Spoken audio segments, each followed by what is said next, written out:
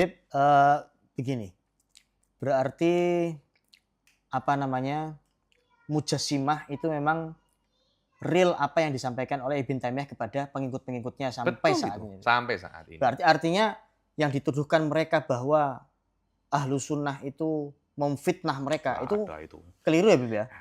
Kurang moco kitab Ibn Taimiyah. Coba dibaca lagi. Dan bukan hanya membaca, difahami dengan Difahami. benar. Karena belum tentu orang itu membaca, dia itu paham. Beb, ada lagi ini pertanyaan. Oke, ada pertanyaan. Siap, Beb, ada pertanyaan kita baca dulu Monggo, dari monggo, netizen. monggo, pertanyaannya. Alhamdulillah. Ini yang saya tunggu-tunggu.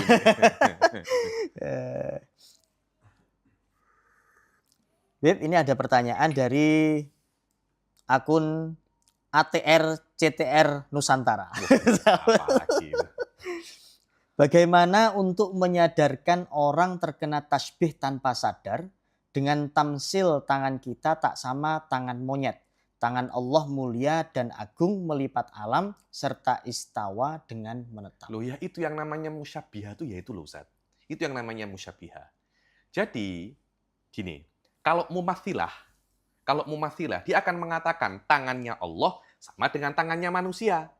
Tingkat tasbihnya itu, tingkat penyamaannya 100%. itu 100%. Itu namanya mumathilah. Mumathilah. Lah, yang terjadi sekarang banyak orang itu musyabihah. Begini. Manusia punya tangan. Kera punya tangan. Banyak makhluk yang lain punya tangan. Punya tangan itu kesempurnaan apa tidak, Ustaz?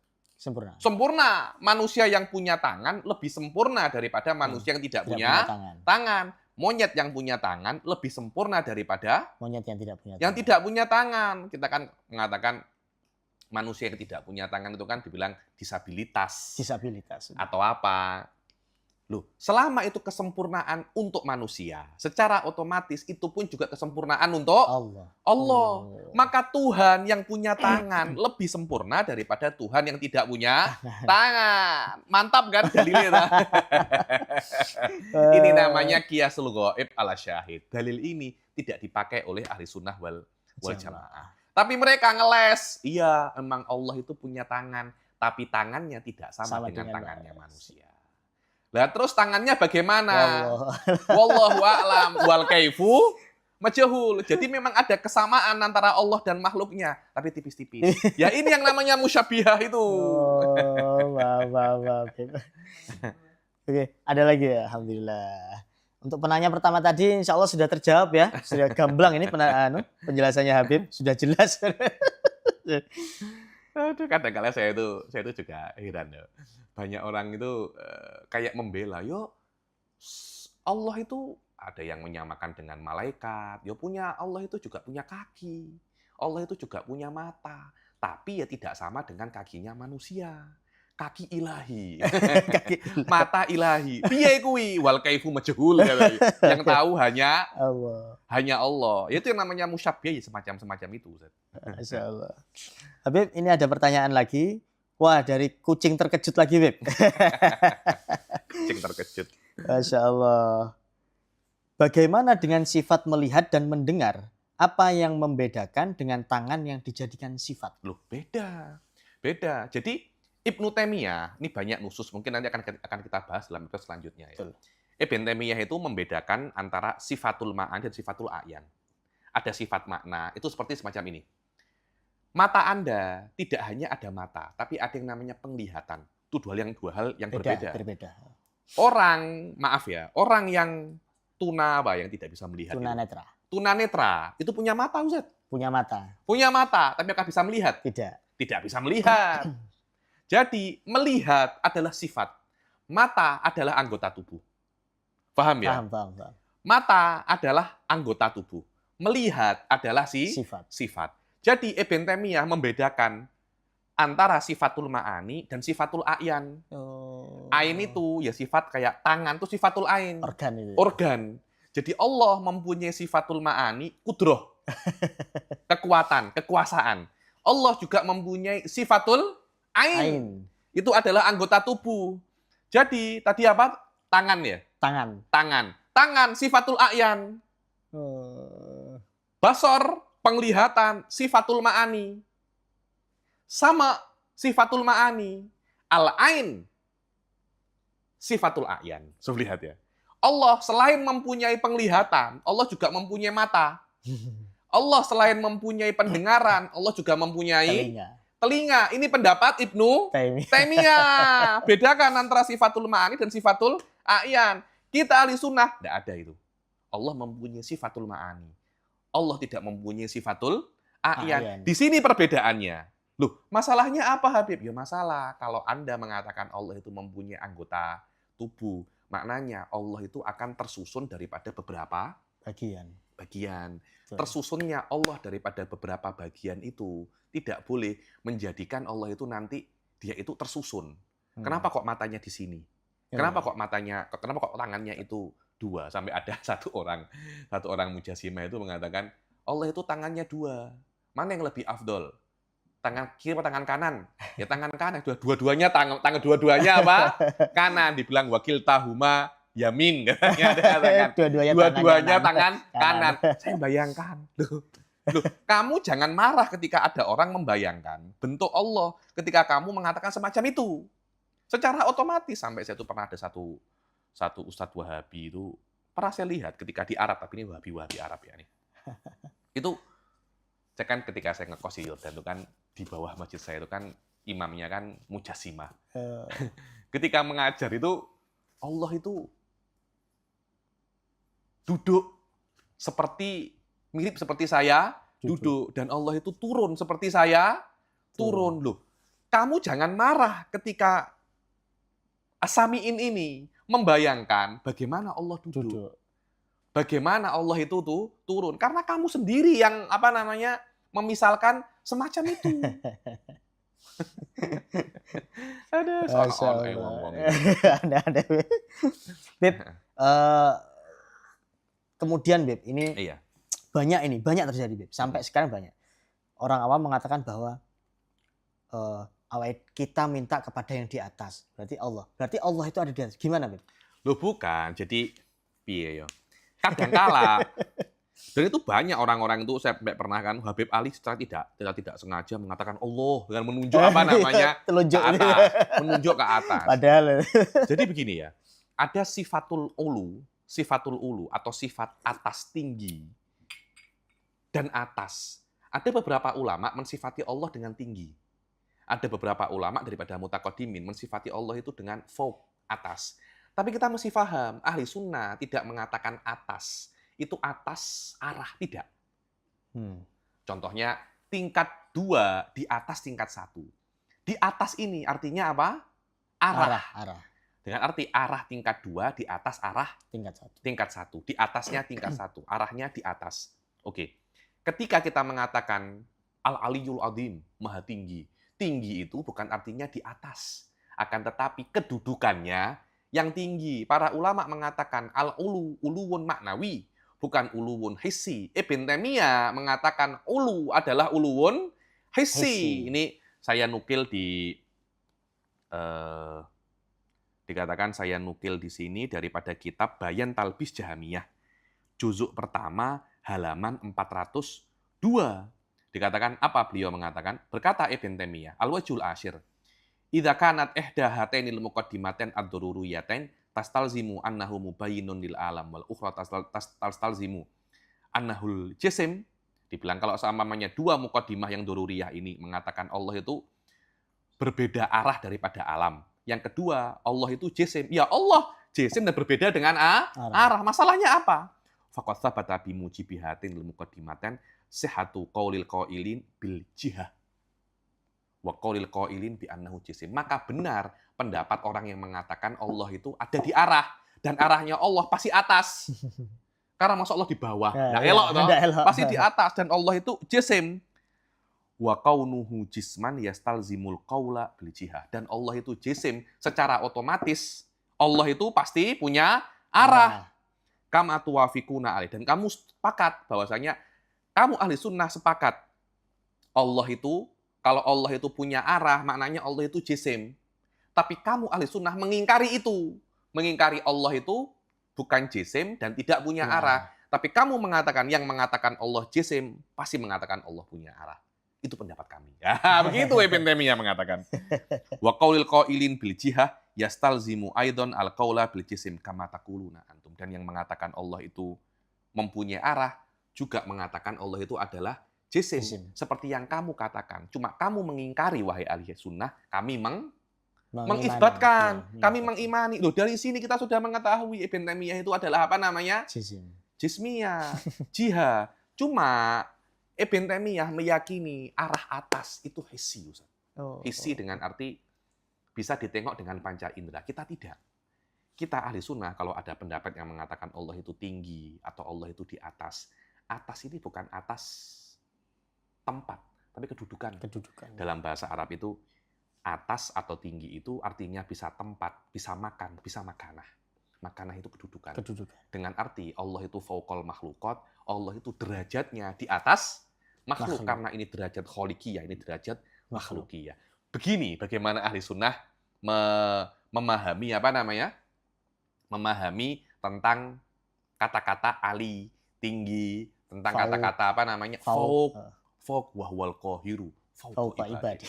Fauqa maknanya Allah di atas makhluknya. Tidak ada semacam itu. Ahli sunnah mengatakan semacam itu. Di atas di sini atas maknawi. Dan nusus saya nukil beberapa hari yang lalu di Facebook saya. Daripada Khoridah Bahiyah. Wa uluwullah. Uluwun maknawi. Uluwun apa namanya? Maknawi. Ibn Taimiyah tidak. Uluwun hissi. Di sini perbedaan. Dan semua itu terbina atas keyakinan Ibn Taimiyah bahwasanya Allah Subhanahu wa Ta'ala itu jismun. Karena yang mengatakan jisim pasti mengatakan jihad. Begitu pula sebaliknya. Binas daripada Ibn Taimiyah sendiri di Bayan Talbisul Jahmiyah juzuk 1 halaman 402.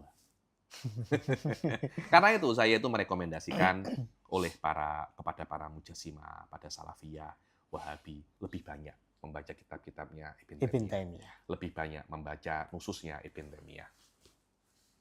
Oke, ada pertanyaan lagi, Beb? Wah, alhamdulillah. Banyak sekali pertanyaannya. Masya Allah. Artinya banyak yang ingin tahu memang. Betul.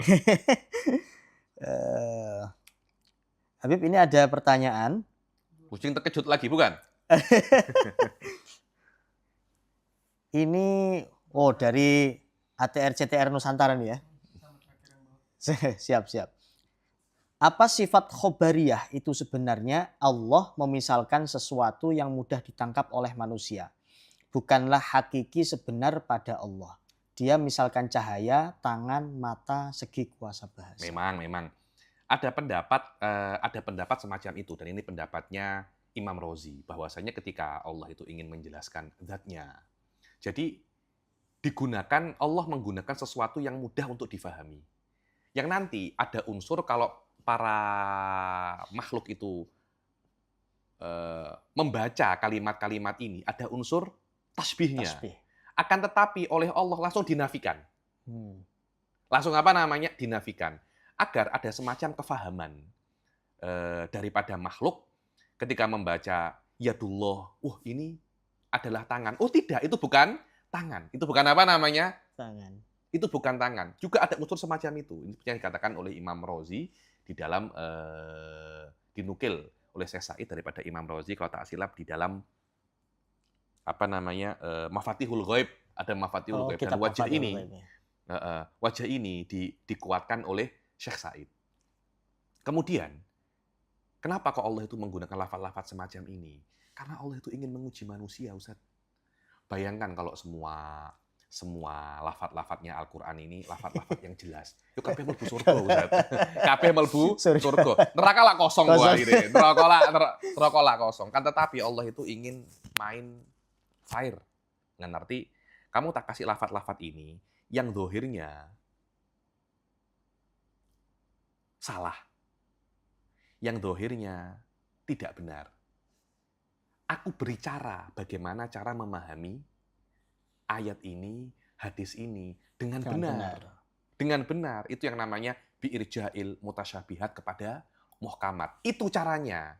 Jadi ini ayat mutasyabih, dohirnya salah atau ada makna yang salah. Untuk mengetahui makna yang benar, kamu tak kasih caranya. Ada takwil, ada tafwid. Setelah itu, kamu mau menggunakan caranya atau tidak, itu terpulang kepada masing-masing. Ini adalah tafsir yang kedua, sebab itu ayat-ayat ini dinamakan ayatus sifat. Bukan ayatul a'dha, dinamakan sebagai ahadisus sifat. Bukan ahadisul jawareh, bukan ahadisul jawareh. Memang ada unsur yang dikatakan oleh siapa itu ATR itu ada benarnya. Akan tetapi ketika manusia itu memahami kata-kata yad, mereka memahami ada yang benar, ada yang salah. Setelah itu yang salah langsung dinafikan oleh Allah dengan ayat-ayat laisa kamitslihi syai'un, dengan adilatun akliyah. Dan memang di dalam ayat-ayat ini ada unsur ujian. Hati-hati. Ada unsur apa namanya? Ujian. Tidak semua yang ada di dalam Al-Qur'an itu bayan. Tapi juga ada ikhtibar, wabtila. Dan ini wa aqwa dalilin ala hadza, adanya ayat mutasyabihat. Kenapa kok ada ayat mutasyabihat di dalam Al-Qur'an? Kenapa kok tidak semuanya itu apa namanya? Jelas. Karena itu kan Allah mengatakan, Allah berfirman, walladzina fi qulubihim zaygun fayattabi'una ma tasyabaha minhu ibtigha'al fitnati wa ibtigha'a ta'wili. Orang-orang yang ada penyakit di dalam hatinya akan mengikuti mutasyabihat dan meninggalkan muhkamat. Karena memang ini adalah ujian. Ayat mutasyabihat, ahadis mutasyabihat, ahadisus sifat, ayatus sifat, itu ada unsur ujiannya. Sebab itu yang namanya ujian, tidak semuanya lulus. Ada yang lulus, ada yang tidak lulus. Karena itu kan, harap tenang. Ini adalah apa namanya? Ujian. Oke, jelas ya Mas ATR, Jadi, CTR Nusantara. Hadis-hadis yang berkaitan tentang tangan, wajah, jika dinisbatkan kepada Allah, hati-hati. Itu namanya ahadisus sifat. Bukan ahadisul a'dha.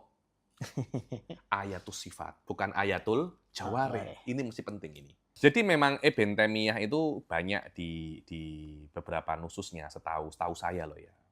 Beliau itu menafikan majaz. Menafikan apa namanya? Majaz. Dan karena itu kan tidak boleh ditakwil, tidak boleh ayat-ayat sifat itu ditakwil. Dan ketika tidak boleh ditakwil harus hakikat. Ini pun juga salah. Ini pun juga apa namanya? Salah. Saya selalu mengatakan bahwasanya banyak pendapatnya Ibn Taimiyah dalam bahasa itu tidak ilmiah, tapi ghaiyah. Ghaiyah itu ada agenda tersembunyi. Kan kita kan banyak ya mempunyai pendapat di dalam sebuah masalah. Itu bukan karena keilmiahan keilmiahan pendapat itu, akan tetapi karena ada agenda di balik itu. Ibn Taimiyah ketika menafikan majaz, wa huwa masyhurun anhu. Ibn Taimiyah itu menafikan majaz karena ada agenda tersembunyi di balik itu. Karena Ibn Taimiyah ingin isbat jawarih wal a'dha. Jadi kalau yadullah, ya tangannya Allah. Oh itu apa namanya? Majaz. Apa itu? Konotasi. Nggak boleh. Nggak boleh. Loh, salaf itu loh. Salaf mengharamkan takwil. Lihat ya. Salaf karena mereka itu tafwid, mereka mengharamkan takwil. Karena mereka mengharamkan takwil, karena itu mereka mengatakan yadullah, tangan Allah. Ini mughalatoh. Nah, dan ini dikritik oleh Al-Imam Alauddin Al-Bukhari dalam kitab beliau apa namanya? Muljimatul Mujassimah. Ini kitab yang sedang saya baca sekarang dengan santri-santri pondok saya ya. Ini tentang Muljimatul Mujassimah. Salaf memang tidak mentakwil, tapi salaf tidak isbat dzahiril makna. Dengan arti salaf mengatakan yadullah bukan tangan. Tapi apa? Wallahu a'lam. Ibn Taimiyah, yadullah, tangannya Allah. Apakah Allah punya tangan? Iya, katanya Ibn Taimiyah. Bentuknya piye? Wal kaifu majhul. Ini tafwidnya Mujassimah. Tafwidnya salaf tidak semacam itu. Tafwidnya salaf, yadullah. Apakah Allah punya tangan? Tidak. Lah terus, yadullah ini maknanya apa? Wallahu a'lam. Tangan bukan. Karena Allah tidak punya tangan. Lihat Ibn Taimiyah. Yadullah, Allah punya tangan. Bentuk piye? Wallahu a'lam. Tapi Khalaf mengatakan yadullah. Apakah Allah itu punya tangan? Tidak. Lah yad maknanya apa? Qudrah wal inayah. Jadi ada penentuan makna secara spesifik di dalam yadullah. Yang mana hal ini tidak ada pada salaf. Salaf tidak menentukan maknanya, tapi maknanya diserahkan kepada Allah. Akan tetapi salaf dan khalaf sepakat di dalam satu poin. Apa itu? Mereka berdua sama-sama menafikan bahwasanya yad maknanya adalah tangan. Tangan. Oh. Ibn Taimiyah tidak. Yad adalah tangan. Tangan. Ain adalah Mata. mata. Ini semua namanya sifatul a'yan. Menurut Ibn Taimiyah. Taimiyah. Ngono digomongi mujasimah ndak gelem. Karena apa ya Ustaz ya? Madzhab-madzhab ini tuh akan tetap ada pada Anda walaupun Anda itu mengingkarinya. Karena hal ini tidak bisa Anda nafikan selama Anda mengatakan lawazim daripada mazhab ini. Lawazimul asya tidak bisa dinafikan. Jadi Anda itu mujasimah karena Anda mengatakan hal-hal yang menjadikan Anda mujasimah, walaupun Anda tidak terima. Aku duduk mujasimah. Aku duduk mujasimah, nyapa kowe ngomong Allah itu punya ukuran, punya tangan di atas. Yo tapi aku duduk mujasimah, enggak bisa macam itu. Anda akan tetap mujasimah walaupun Anda nafikan. Ahli sunnah juga semacam itu. Ada orang mengingkari tajsim, mazhabnya sama dengan mazhab ahli sunnah. Tapi dia mengatakan, aku ini duduk ahli sunnah, kowe ahli sunnah. Walaupun kamu mengingkari ahli sunnah, walaupun kamu membenci ahli sunnah, walaupun kamu memaki Asy'ari, walaupun kamu memaki Maturidi, tapi selama mazhabmu itu ahli sunnah, keyakinanmu ahli sunnah, kamu ahli sunnah. Karena ahli sunnah bukan dengan pengakuan, ahli sunnah dengan keyakinan. Keyakinan. Mujasimah bukan dengan pengakuan. Mujasimah bukan dengan penafian. Mujasimah dengan keyakinan. Selama keyakinan Anda meyakini itu, maka kamu adalah mujasimah. Walaupun kamu tidak terima, dikatakan apa namanya? Mujasimah. Kita harus paham itu, Ustaz. Kita harus paham itu. Yang begini caranya belajar, caranya akidah, itu daripada aspek ini. Jadi saya itu juga bingung, gitu. Kenapa orang-orang yang komen di channel saudara kita sebelah, itu komennya itu, terima kasih Ustadz, Masya Allah, semoga Allah melindungi Ustadz, karena penjelasan Ustadz kami menjadi lebih paham. Jadi tentang ayat-ayat yang diartikan sebagai jawarih itu Ustadz, Habib. Jadi seperti laisa kamitslihi syai'un wa huwas samiul basir. Sami dan basir itu disifati seperti makhluk. Ya ini punya sami itu punya telinga. Telinga, basir punya mata. Oh, mosok Ustadz ya. Iya, kan artinya yang dijelaskan beliau itu sudah sesuai dengan hadis dan Quran. Hadis mengatakan seperti ini, Quran mengatakan seperti ini. Yaitu jawarih itu loh. Ini tuh juga masalah. Seakan-akan para salafiyah. So salafiyah ini bukan nisbat kepada salaful ummah loh ya. Iya. Tapi kepada salaf wahabiyah itu. Seperti dijelaskan. Ibn Haisom, Muhammad Ibn Karam As-Sijistani itu adalah salaf yang diklaim oleh Ibn Taimiyah. Ini salaf-salaf mereka ya. Walaupun Ibn Taimiyah tidak mengatakan secara spesifik, tapi pendapat-pendapat beliau sama dengan pendapatnya Ibn Haisom, Muhammad Ibn Karam As-Sijistani. Mereka adalah orang-orang yang dulu hidup sebelum Ibn Taimiyah, dan pendapatnya itu mirip-mirip dengan Ibnu Taimiyah ya nih. Jadi saya hanya ingin mengatakan Ustaz, bahwasanya kitab wa sunnah itu bukan monopoli Wahabi. Kan selalu kan dikatakan kan, hada maqalahu kitab wa sunnah.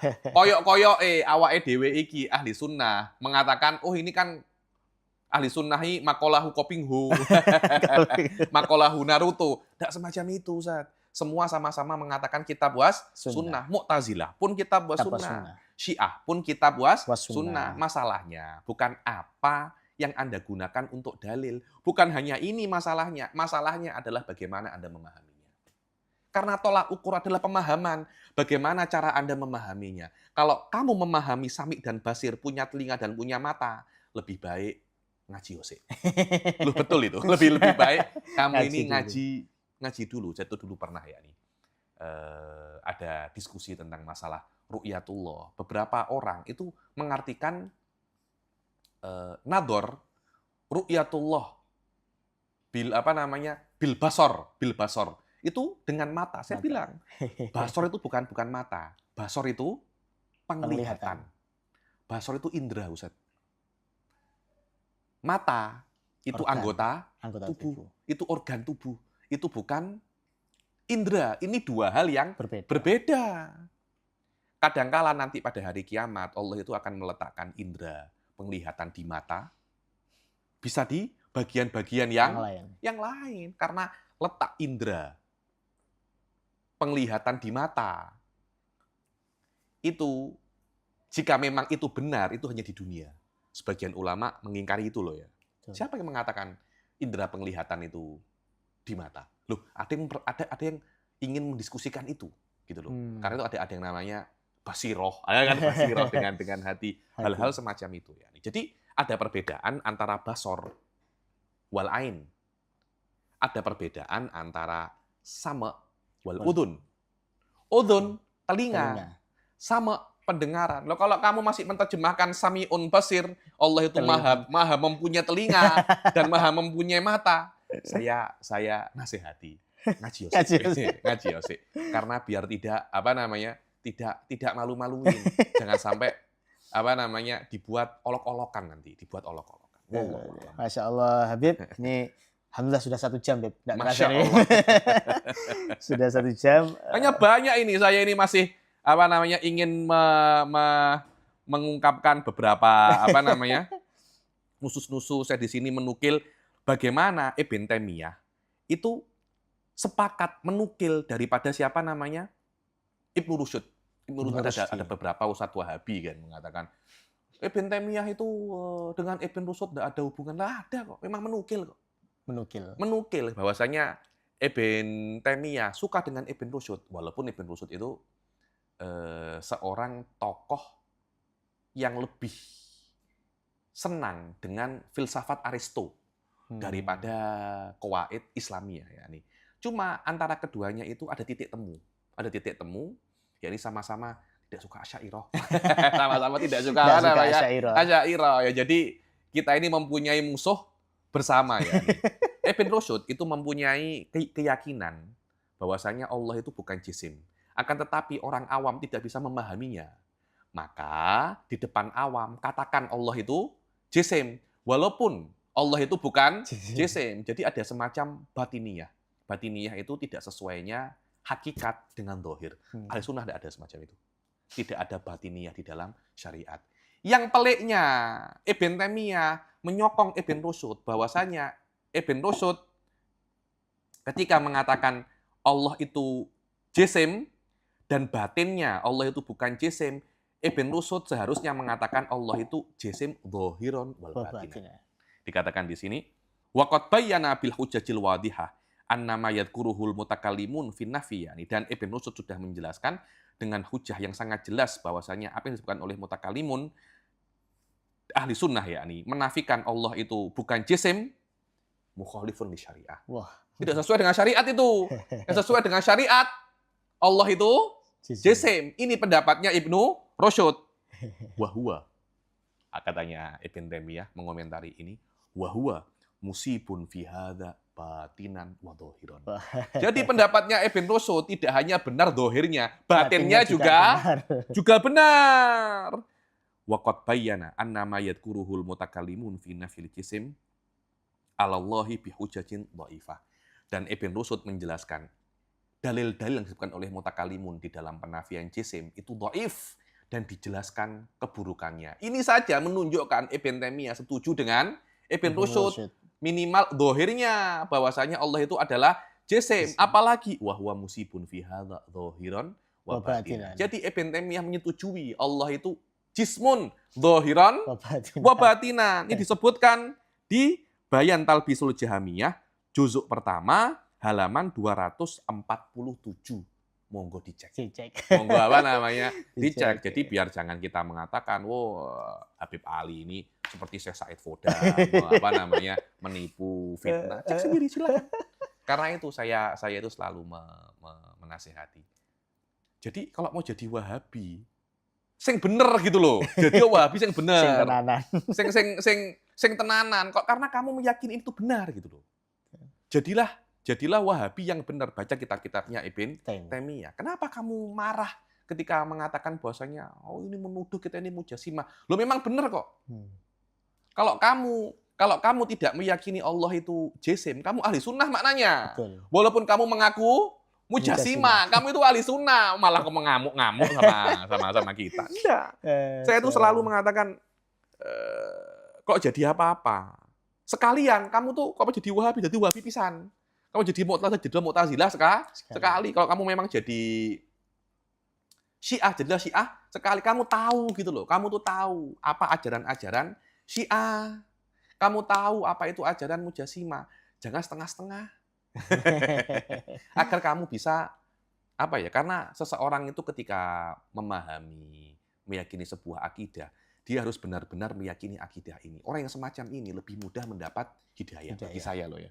Daripada orang yang setengah-setengah. Karena dia akan selalu salah paham. Kalau dia, loh iya memang saya meyakini Allah itu jisim. Lama-lama dia akan memahami, oh iya, lawazimnya ternyata buruk. Lawazimnya ternyata buruk. Karena itu, bacalah kitab-kitabnya Ibnu Taimiyah. Bacalah kitab-kitabnya, kalau Anda Mu'tazilah, bacalah kitab-kitabnya Abdul Jabbar Al-Mu'tazili. Kalau Anda Syiah, bacalah kitab-kitabnya ulama-ulama Syiah. Agar Anda tahu hakikat daripada mazhab yang Anda yakini. Jangan cuma mendengar daripada fulan wa alan yang mungkin juga salah faham. Akhirnya Anda di Wahabi, bukan Wahabi. Di Ahli Sunnah juga bukan Ahli Sunnah. Ini Anda tidak jelas ini. Gantung ya. Gantung. Kita pun juga bingung akhirnya. Kamu ini apa sebenarnya? Karena itu baca kitab-kitabnya Mujassimah agar kamu itu tahu apa mazhab yang kamu yakini. Karena saya meyakini, Ustaz, semakin jelas mazhab itu, semakin mudah untuk dibatalkan. Dan ini adalah uslub Imam Razi. Yakni mazhabnya musuh itu dijelaskan sejelas-jelasnya. Karena itu saya tuh menjelaskan, kalau kamu ingin menjadi Mujassimah, iki loh Mujassimah, yakinono. Loh kok ngene? Ya moh aku. Pasti ketika dia mempelajari mazhab Mujassimah, dia tahu bobroknya, pasti dia akan dia akan moh ini. Karena itu, jadilah Mujassimah yang hakiki, baca. Orang yang ingin menjadi Mujassimah yang hakiki, baca kitabnya Ibnu Taimiyah dengan kefahaman. Betul. Setelah Anda tahu, biasanya Anda akan moh. Illa man adallahullah ya. Kecuali memang sudah disesatkan oleh Allah, beda lagi. Wallahu a'lam. Terima kasih Habib, terima kasih kepada pemirsa yang sudah bertanya di kolom komentar. Semoga puas dengan jawaban Habib. Insya Allah Habib selalu memuaskan. Amin. Insya Allah. Terima kasih kepada para netizen yang sudah menonton. Tolong bantu dakwah kami dengan cara subscribe, like, dan share sebanyak-banyaknya. Semoga dakwah kami ini menjadi dakwah yang bermanfaat bagi kita semuanya. Terima kasih Habib. Sama-sama. Jumpa lagi di podcast kemudian. Tetap bersama kami di Mahukes, mahu tak mahu Anda kena tahu. Assalamualaikum warahmatullahi wabarakatuh. Waalaikumsalam.